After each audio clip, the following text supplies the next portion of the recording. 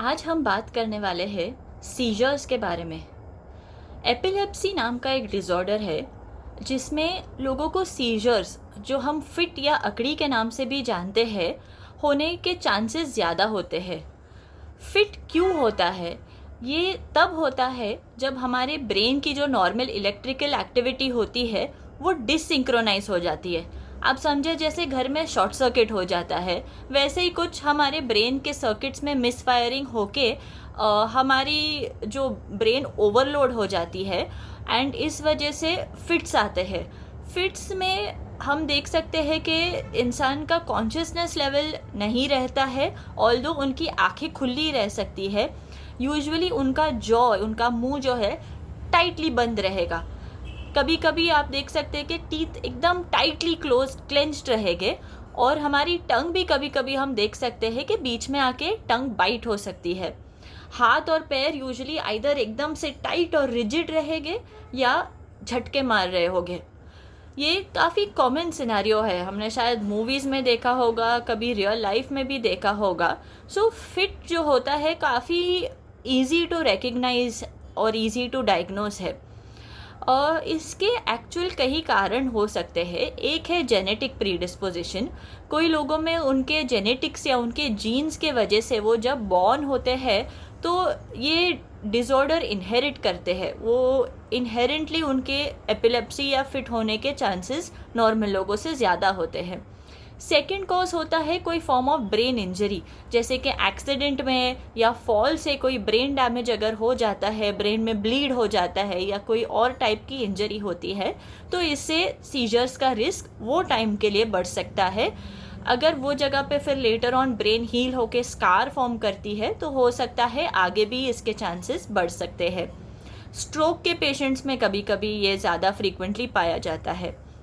Sometimes brain infections, bacterial या viral infections जैसे कि एनकेफेलाइटिस या मेनिंजाइटिस से भी सीजर्स के चांसेस बढ़ जाते हैं। And sometimes metabolic disorders, kidney का बराबर से ना फंक्शन करना, लिवर के बराबर से ना फंक्शन करना, बॉडी में सर्टेन इलेक्ट्रोलाइट इम्बैलेंसेस होना, ये सब की वजह से भी सीजर्स के चांसेस बढ़ सकते हैं। अगर इंसान को सीजर आता है तो नेसेसरी नहीं है कि लाइफ लॉन्ग आता रहेगा। अगर कोई कॉज जैसे कि मेटाबॉलिक इम्बैलेंस जैसे मैंने बोला, या कोई ब्रेन इंजरी या स्ट्रोक कॉज है सीजर्स का, जो अक्यूट कॉज है, मतलब ये नई चीज़ आई है लाइफ में जो पहले नहीं थी, जैसे मैंने बोला था जेनेटिक या इनहेरेंट प्रीडिस्पोजिशन उनको नहीं है, तो हो सकता है कि ये जो फैक्टर ने सीजर कॉज किया है उसके करेक्ट होने के बाद सीजर वापस ना आए।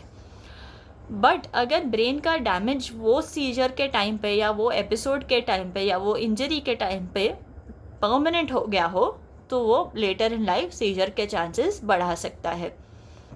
जब आपको सीजर आई या आप देखे हो कि किसी को सीजर आ रहा है, मोस्ट इम्पॉर्टेंट चीज़ ये रहता है कि वो इंसान के पास से सारी हार्मफुल शार्प ऑब्जेक्ट्स या कोई हार्ड ऑब्जेक्ट्स, क्योंकि वो कॉन्शियस नहीं रहते हैं, उनके लिम्स झटक रहे होते हैं, तो हो सकता है उनको आजू बाजू की चीज़ें से इंजरी हो जाए।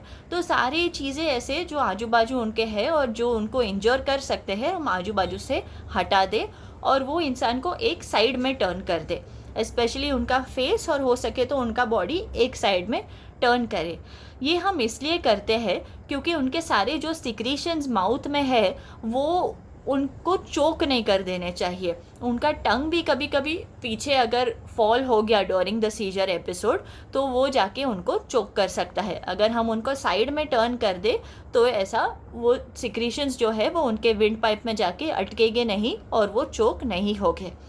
पहले ज़माने में स्पून या कोई ऑब्जेक्ट बोलते थे कि टीथ के बीच में रखने की कोशिश करनी चाहिए ताकि टंग बाइट ना हो, बट अब हम ऐसा नहीं रेकमेंड करते हैं क्योंकि वो टाइम पे टीथ बहुत टाइटली क्लेंच्ड रहते हैं और अगर आपने कुछ ऑब्जेक्ट उनके बीच में डालने की कोशिश की तो हो सकता है इंजरी के चांसेस बढ़ जाए। तो सिंपली उनको एक साइड में टर्न करें। आप चाहिए तो उनको होल्ड कर सकते हैं बट संभालना, क्योंकि वो ज़ोर से झटक रहे होते हैं, तो स्पेशली फेस आप एक साइड में रखें और हार्मफुल ऑब्जेक्ट साइड से हटा दीजिए। सीजर का एपिसोड यूजुअली फ्यू सेकंड्स या फ्यू मिनट से ज़्यादा लास्ट नहीं होता है, बट एक एपिसोड के बाद दूसरा एपिसोड रैपिडली वापस आ सकता है।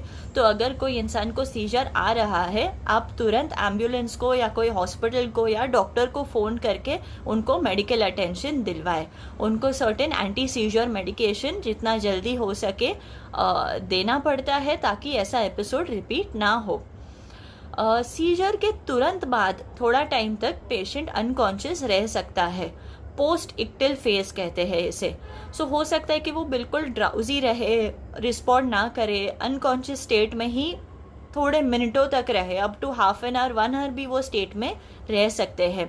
एंड जब वो वापस कॉन्शियसनेस में आए तो हो सकता है वो थोड़े और टाइम तक थोड़े कंफ्यूज रहे, उनको नहीं पता चलता है कि क्या हुआ है at the time of the seizure, या उसके जस्ट पहले उसका रिकलेक्शन उनको नहीं रह सकता है। सो ये चीज़ें होना सीजर के बाद नेचुरल है। सो ऐसा अगर आप पाए जाए कि सीजर के बाद कोई अनकॉन्शियस है या कंफ्यूज है तो डरिए नहीं। आप जिसने मेडिकल अटेंशन के लिए आपने बुलाया है वो चीज़ भी हैंडल कर लेंगे। सीजर का कॉज फाइंड आउट करने सर्टेन टेस्ट हम करते हैं, जो भी करेक्टेबल कॉजेज है सीजर के करेक्ट करते हैं। एंटी एपिलेप्टिक जैसे मैंने बोला है, that is anti scissor medication initially intravenous देते हैं मोस्ट कॉमनली। अगर किसी को अक्यूट सीजर आया हो तो तुरंत उस टाइम पे उनको सिडेट करने या फर्दर एपिसोड रोकने इंट्रावीनस मेडिकेशन दी जाती है और लेटर ऑन ये टैबलेट्स में कन्वर्ट होती है। Neurologist is the most common doctor जो सीजर्स ट्रीट करते हैं। फिजिशियंस भी ट्रीट कर सकते हैं और यूजुअली आपके जो ट्रीटिंग डॉक्टर है वो आपको बताएंगे कि ये मेडिकेशन का ड्यूरेशन कितना होना चाहिए। आपको एटलीस्ट यूजुअली हम 2 साल आफ्टर एन अक्यूट एपिसोड बोलते हैं, but patient to patient vary करता है। हो सकता है कि आपको लंबे समय तक भी ये कंटिन्यू करना पड़े अगर आपका ओरिजिनल कॉज परमानेंट कोई इफ़ेक्ट कॉज किया हो। सीजर का मेडिकेशन मिस नहीं होना चाहिए, स्पेशली अगर आप काम पे जाते हैं, गाड़ी ड्राइव करते हैं। बहुत ज़्यादा रिस्की हो सकता है अगर ये टाइम पे सीजर आए तो वो जानलेवा भी हो सकता है। सो अगर आप एपिलेप्सी के पेशेंट है या सीजर आया हो और आपके डॉक्टर ने आपको कोई दवाई प्रिस्क्राइब की हो तो आप इंश्योर कीजिए कि आप ये दवाई टाइम पे लें और एक भी डोज मिस ना करें। आपके डॉक्टर से टच में रहे कि ये दवाई का डोज और ड्यूरेशन कितना रहेगा, उसके लिए आप आपके डॉक्टर से टच में रहिए और उनकी एडवाइस फॉलो कीजिए। प्रिटी मच इतना ही है जो सीजर कवर करता है। डेंजरस डिसऑर्डर है, लाइफ थ्रेटनिंग हो सकता है, बट अगर टाइम पे पकड़ा जाए, पेशेंट का फेस एक साइड पे टर्न किया जाए, medical attention immediately call for किया जाए तो ये चीज़ काफ़ी इजीली टाइड ओवर भी हो सकती है। इम्पॉर्टेंट है मेडिकल अटेंशन पाना, पेशेंट को सही टाइम पे दवाई दिलवाना और इन्वेस्टिगेशंस करके सीजर का कॉज फाइंड आउट करना, दवाई टाइम पे लेना, डोज स्किप नहीं करना और जो ड्यूरेशन के लिए आपके डॉक्टर ने आपको दवाई दी है वो अच्छे से फॉलो करना।